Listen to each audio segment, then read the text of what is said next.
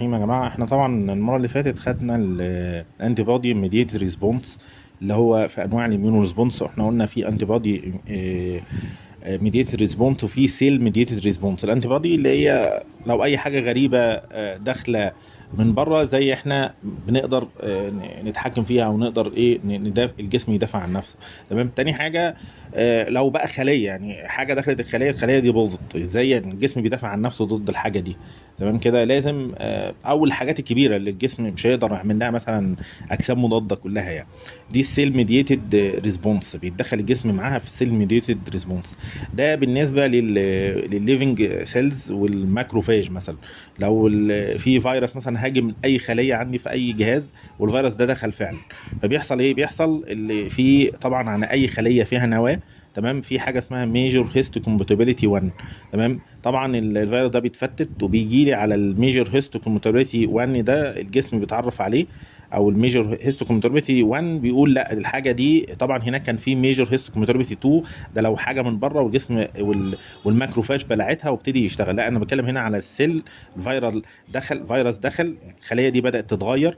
تمام. ابتدى الجسم ده ياخد لي حته من الفيروس ده على الام اتش سي 1، وبيقول لي ايه الكلام ده ما ينفعش، او الخليه دي بقى فيها حاجه غريبه.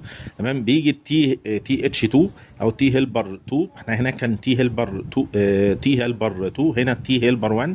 تمام. بتيجي تتعرف على الخليه دي.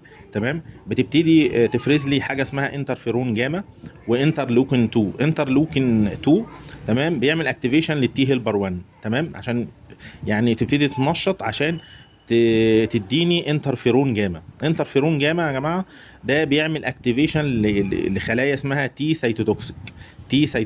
التي سيتوتوكسيك دي اما بيحصل لها اكتيفيشن بتبتدي تتكاثر. تمام. وتبتدي تفرز لي السيتوكاينز دي. تمام. بتروح للخليه.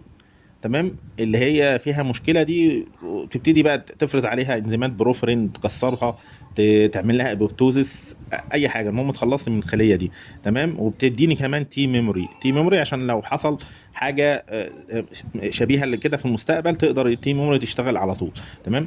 لو مثلا خليه مثلا ماكروفاج مثلا دخل لها مثلا بكتيريا.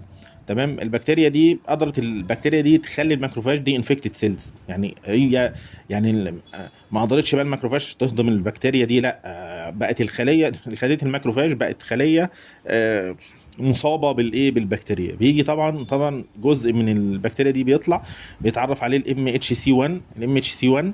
تمام. بيقول للتي هيلبر برضو 1 تعالي في مشكله عندي، بيبتدي يفرز برضو انترلوكين 2، يعمل اكتيفيشن التي هيلبر 1. التي هيلبر 1 بتبتدي تفرز لي تي سيتوتوكسيك، تبتدي تتكاثر وتفرز السيتوكاينز اللي بيروح يقضي لي على الماكروفاج دي بالبروفرين. المهم بيقضي لي على الخليه دي خالص. غير كده اللي هو بيديني ايه؟ تي ام او التي ميموري. تمام. يبقى احنا كده يا جماعه قدرنا ان احنا، يعني دي اسمها سيل ميديتد ريسبونس. يعني ايه؟ مفيش كل اللي احنا خدناه خلايا هي اللي بتتعامل في الاميونو ريسبونس. هناك كان انتي بوديز، وفي بقى بلازما سيل، وفي اجسام مضاده اتكونت وراحت هاجمت الجسم الغريب ده. تمام. هنا احنا بنتعامل مع الخليه لو الخليه انحرفت، يعني حاجه جزء من الجسم، جزء انحرف جوه الجسم.